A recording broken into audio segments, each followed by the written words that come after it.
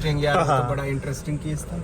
अच्छा अच्छा, खराब हो गई थी। अच्छा, ये बताइए सर, भाई 27 का भी एवरेज देती है सही। एवरेज चलिए एक एक करके बात करते हैं। सबसे पहले तो अभी बताइए, जो मैंने अभी बात करी कि इसके इंजन नॉइजी हैं, हल्के से आवाज़ करते हैं, 17,000 चलाने के बाद आपको कैसे, आपको लगा ऐसा? नहीं, मुझे हेलो दोस्तों, आप सभी का फिर से एक बार स्वागत है। तो आज मेरे पास है होंडा की अमेज। ये देखिए अमेज, ये है 2015 मॉडल। आप सोच रहे होंगे ये 15 मॉडल दिखाना क्या रेलिवेंट है।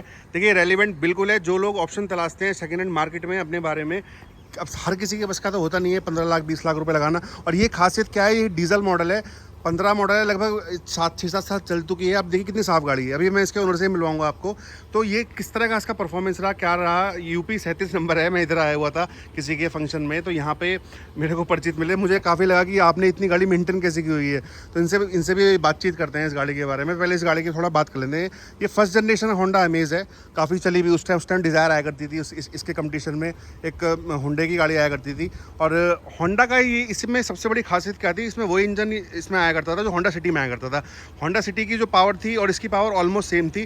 बट अगर बॉडी कंपोजिशन की बात करें तो वेट टू बॉडी का जो मैनेजमेंट था वो इसमें कम था। होंडा सिटी थोड़ी लंबी गाड़ी थी, जिसकी वजह से उसकी परफॉर्मेंस हल्की सी दब जाया करती थी। बट इसकी परफॉर्मेंस क्या था कि ये बॉडी टू रेशो इसका कम था, वेट थोड़ा कम था। तो आज भी इसको काफ़ी लोग पसंद करते हैं जो उसके चाहने वाले हैं। अब बात करते हैं इसकी जी ओनर के बारे में, किसकी गाड़ी है, उनसे जानते हैं इसकी परफॉर्मेंस कैसी है। हाय सर, आपका स्वागत है हमारे चैनल में। अच्छा, छोटा सा इंट्रोडक्शन हो जाए। जी, छोटा सा मेरा नाम इंट्रो- चंदन त्यागी, जी जी जी हापुड़ का रहने वाला हूँ। जी 2015 में गाड़ी ली थी जी। और मुझे नाम ही अमेज हाँ। है ही अमेजिंग गाड़ी। अच्छा। इसके जैसा परफॉर्मेंस मैंने किसी का नहीं देखा। अच्छा, भाई 27 का भी एवरेज देती है हाईवे पे। क्या बात कर रहे हो। मैंने तो लिया है, मैंने फोटो भी खींची थी, पर वो इस टाइम मेरे पास है नहीं। हाँ, पर नॉर्मली 23-24 का एवरेज तो तो रहती ये आप है। कैसे बता रहे हो माइलेज? आप MID पे देख के बता रहे हो या हाँ। टैंक टू टैंक नापना है? भाई वो उस पर जो आता रहता है, हाँ, उसके तो अकॉर्डिंग। मतलब देखो बाकी गाड़ियों में क्या होता है, वो दिखाते हैं टाइम टू टाइम, मतलब उस पर्टिकुलर टाइम का। हाँ ये एवरेज दिखाता है टोटल जितना चली है। आप अच्छा। जैसे जीरो कर दिया, हाँ जीरो करने के बाद अगर जो 200 चली है या 300 चली है, तो वो उस 300 का पूरे का एवरेज देती है। चलो दोस्तों, एक काम करते हैं। अभी ना गर्मी हो रही है, अब अच्छा टेम्परेचर हो रहा होगा, थोड़ा सा गाड़ी में बैठ के बात करते हैं AC चला के, और सर से ही बातें करते हैं। मैं भी इस गाड़ी को चला के देखता हूँ, तब बताएंगे कि कैसी परफॉर्मेंस है कैसी नहीं है। देखो इनकी तो खुद की गाड़ी है, ये तो बताएंगे, और ये अच्छी है बुरी है हम भी आपको बताते हैं कि कैसी गाड़ी है। और अगर आपको ऐसी मार्केट में गाड़ी मिल रही है तो आपको लेनी चाहिए कि नहीं लेनी चाहिए, उसके बारे में पूरी बातचीत करेंगे। वैसे गाड़ी देखो काफ़ी साफ मेंटेन की हुई है। ऐसा पेंट कराया आपने, ऐसी मेंट किया? ऐसी है बिल्कुल। ये ऐसी है भाई, सिंगल मैं ही चलाता हूँ और कोई। चलिए बैठ के बात करते हैं।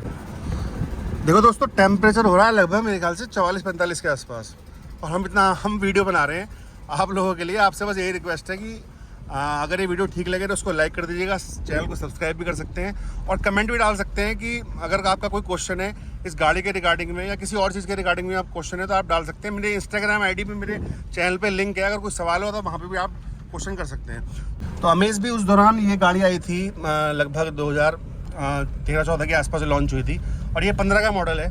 और अब भी हालांकि ये अगर डीजल की बात करें, जो अभी नया जनरेशन आ रहा है, अभी भी लिमिटेड गाड़ी आ रही है। मारुति ने तो खैर अपने हथियार डाल दिए थे कि भैया हम तो डीजल गाड़ी बनाएंगे नहीं। और अभी हुंडई की और आपकी होंडा की गाड़ी आ रही हैं, जिसमें अगर कोई जो भी लोग डीजल ऑप्शन तलाशना चाह रहे हैं तो वहीं जाना पड़ता है। तो देखिए ऑल दो इंजन सेम है, तो इंजन की रिलायबिलिटी कैसी है कैसी नहीं है, क्योंकि होंडा के जो इंजन स्टार्टिंग में आए थे थोड़ा वॉइसी इंजन थे, थोड़ा हल्का सा आवाज़ थी, इतनी स्मूथ नहीं थी। अगर फिएट के इंजन या हुंडई के इंजन से कंपैरिजन करें, सबसे नंबर 1 तो देखिए उस टाइम पे अगर अंडर 1500 की बात करें तो हुंडई का था, स्मूथ था और रिलायबल इंजन था। उसके बाद फिएट के इंजन थे जो मारुति में लगा करते थे, फिएट सोर्स इंजन है, टाटा ने भी काफ़ी यूज़ किया है उनको।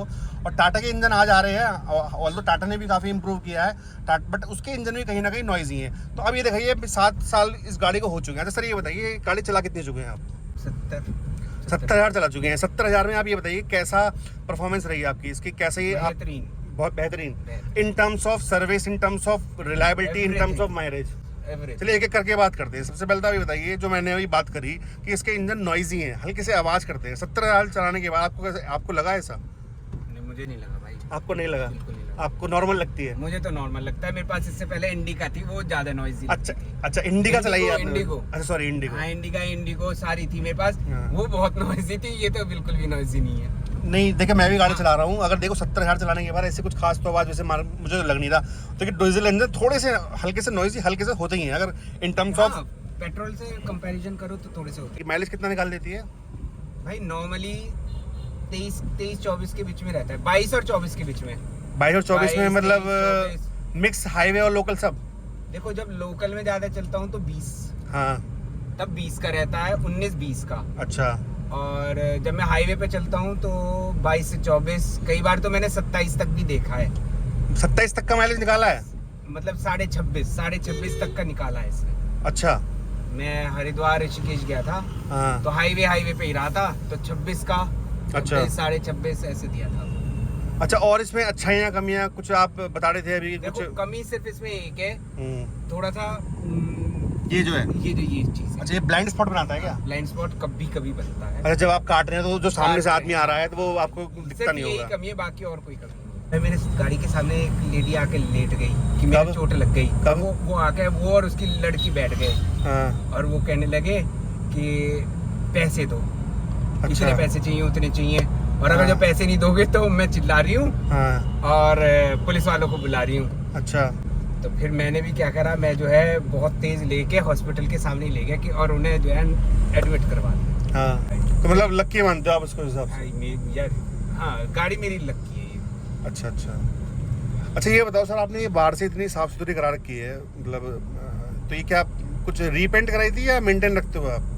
पे अंदर से भी देखो, मैं काफी साफ करी हुई है गाड़ी, लगभग काफी साफ नजर आ रही देखो है। वो मैं खुद भी रखता हूँ। हाँ, वो तो क्या शौक होता है सबका अपना वो अपना। खुद भी रखता हूँ। अच्छा, ये बताइए, जैसे अब डीजल, आप तो मेरे ख्याल से हापुड़ की तरफ रहते हैं, जी, मैं और आप मतलब प्रॉपर एनसीआर में तो रहते नहीं हैं आप, तो आपके यहाँ भी ये 10 साल 15 साल का चक्कर शायद रहेगा ही। 10 साल का है वो है तो पूरा एनसीआर ही ना वो? हाँ, वो एनसीआर में ही आता तो उस पॉलिसी के बारे में क्या कहोगे आप? तो बेचनी पड़ जाएगी आपको गाड़ी ये? है। यार देख नहीं क्या, इतनी बढ़िया गाड़ी, नई गाड़ी, गवर्नमेंट को थोड़ा सा सोचना चाहिए, टेस्ट करना चाहिए कि वाकई में वो एक्सपायर होने लायक है भी या नहीं है। अच्छा, तो ये- हाँ, बिल्कुल ठीक बात है यार 10 साल में कोई 1 साल में 1 लाख चला देता है, और मैं अकेला चलाने वाला हूँ। आपकी लगभग 10,000 चलती है अगर हाँ, देखा जाए 10,000 साल की 10,000 साल 7 साल में 70,000 चलाई है। हाँ। अब अगर आप स्क्रीन पे देखोगे, देखो अभी भी 19.4 का दे रही है, और मैं शहर में चला रहा हूँ, लोकल में चली है हाँ। गाड़ी। हाँ, नहीं सही कह रहे हो आप। तो अच्छा सर, ये तो आपने बता दिया। सर्विसिंग के बारे में बताइए कुछ भाई। 7 साल हो गए, अब इसकी सर्विस का बाहर कराते हो या अंदर कराते हो? नहीं भाई, मैंने आज तक कहीं बाहर नहीं कराई, मैं होंडा शोरूम पे ही सर्विस करवाता हूँ। मतलब सर्विस सेंटर पे कराते सर्विस हो? सेंटर पे ही। अच्छा। यहाँ से मैंने गाड़ी खरीदी है, हाँ। प्लेटिनम होंडा से, हाँ। उन्हीं के ही करवाई है, मैंने कभी बाहर नहीं करवाई। अब भी? अब भी हाँ। और कितने, क्या सर्विस कॉस्ट आती है होंडा का? तो मैंने सुना है खर्चा बहुत है सर्विस का। देखो मुझे तो ऐसा कोई, अब मुझे बाकियों का नहीं पता। हाँ। अच्छा, कितना कॉस्ट आता है? मैं बताता 15 हूँ। के आसपास आता है। 15,000? 15 के आसपास आता है। तो बहुत महंगी सर्विस करा रहे हो इसका 10 और मतलब? 15 के बीच। हाँ, तो महंगी सर्विस है ये, महंगी है। बहुत महंगी है हैं? भाई। 7 साल पुरानी गाड़ी में अगर आप 12-15 हज़ार रुपये लगा रहे हो तो कोई सेंस नहीं बनता। देखो ये क्योंकि मुझे पता है इस बारे में, इसलिए मैं आपको बता रहा हूँ। अगर आप यही गाड़ी की सर्विस देखो, अगर जब गाड़ी नहीं होती है ना, हाँ। तो 3-4-5 साल क्या हो, उसके वारंटी का पीरियड टाइम होता है, उसमें आप कमिटेड होते हो कि आप वहाँ पे जाके आपको सर्विस करानी है। नहीं तो मतलब यू आर बाउंड की, क्योंकि जो शोरूम वाले होते हैं, जो आपको कंपनी की वारंटी उससे लिंक होती है, आप बाहर सर्विस करा भी नहीं सकते। अगर आप बाहर कराओगे तो उसमें क्या है, वारंटी वाइड हो जाती हाँ है। जी, हाँ जी। तो अब आपकी सर्विस को 7 साल हो चुके हैं, अब आपकी सर्विस में बताओ क्या होता होगा। इसमें एक इंजन ऑयल डालते होंगे, ठीक है? हाँ, अगर आप फिल्टर हाँ, अगर आप फुल्ली सिंथेटिक इंजन ऑयल डलवाओगे तो 3.5 से 4,000 रुपये। फुल्ली सिंथेटिक आपको डलवाने की आवश्यकता इसलिए नहीं है क्योंकि हम इस तरह के एनवायरनमेंट में रहते नहीं है। फुल्ली सिंथेटिक उनके लिए फायदेमंद है जो बर्फ में लोग रहते हैं, जहाँ जम जाता है डीजल, पेट्रोल या इंजन ऑयल। तो हम अगर पार्ट सिंथेटिक भी डलवाओगे 1700-1800 रुपये का ऑयल, एयर फिल्टर 300-400 रुपये का, ऑयल फिल्टर 400 रुपये का, 2,500 से 3,000 रुपये में आपकी सर्विस हो जाएगी। अगर उसमें कोई काम नहीं है तो अगर आप काम करा रहे हो अलग से, कोई ब्रेक डल रहे हैं या कोई टूट फूट है, तो उसका खर्चा तो शोरूम में भी लगेगा, आपका बाहर भी लगेगा। सही बात। अगर आप बाहर इसकी सर्विस कराओगे तो मात्र 3,500 रुपये में सर्विस हो जाएगी इसकी। इसलिए बाकी आपकी इच्छा है, you are the master of your own choice, but मैं आपको सजेस्ट कर रहा हूँ कि आप अपने पैसे बचाओ। बिल्कुल, मैं ध्यान रखूँ। हाँ, क्योंकि वारंटी तो आपको कंपनी फिर भी नहीं दे रही, नहीं। तो आप क्यों 12,000-13,000 रुपये करा रहे हो? देखो, मैं तो बिल्कुल प्रैक्टिकल बात कर रहा हूँ। अगर आपके एक सर्विस में 5-6-7 हज़ार रुपये बच रहे हैं तो भाई साहब ठीक कर रहा हूँ ना त्यागी जी? तो अगर आप 5,000 रुपये बच रहे हैं तो बचाने चाहिए। और दूसरा, और अगर होंडा के अगर पार्ट्स के बारे में बात करें ना, तो जो ये पार्ट्स आ रहा है ना, ये होंडा में एक ही कमी है, मैं आपको बताऊं, भगवान न करे और आपके सामने हो सकता है जरूरत नहीं पड़ी अब तक कोई आपको, क्योंकि कोई पार्ट चेंज नहीं हुआ होगा। होंडा में ये कमी क्या है, इसके पार्ट्स बाहर नहीं मिलते। अब इसके पार्ट्स कहाँ मिलते हैं? बाहर वैसे तो मिलेंगे नहीं अगर आप नॉर्मल शॉप पे जाओगे। आजकल क्या है, ऑनलाइन पोर्टल बहुत सारे आ गए हैं, गो मैकेनिक, ये मैकेनिक, फलाना डैगा, दुनिया भर के, वहाँ से आपके इसके पार्ट्स मिल जाएंगे।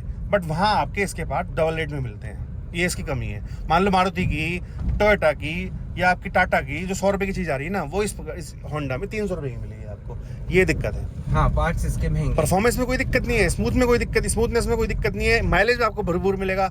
बट जब ये गाड़ी आपके खर्चा मांगना स्टार्ट करेगी तब इसमें थोड़ी सी दिक्कत आपको दिखनी है। और हापुड़ में मुझे जो है ना, ये नहीं लगता कि बढ़िया सा कोई ऐसा सर्विस सेंटर है, तो इस वजह से मैं होंडा पे ही जाता हूँ। अच्छा, नहीं आपने बिल्कुल ठीक किया।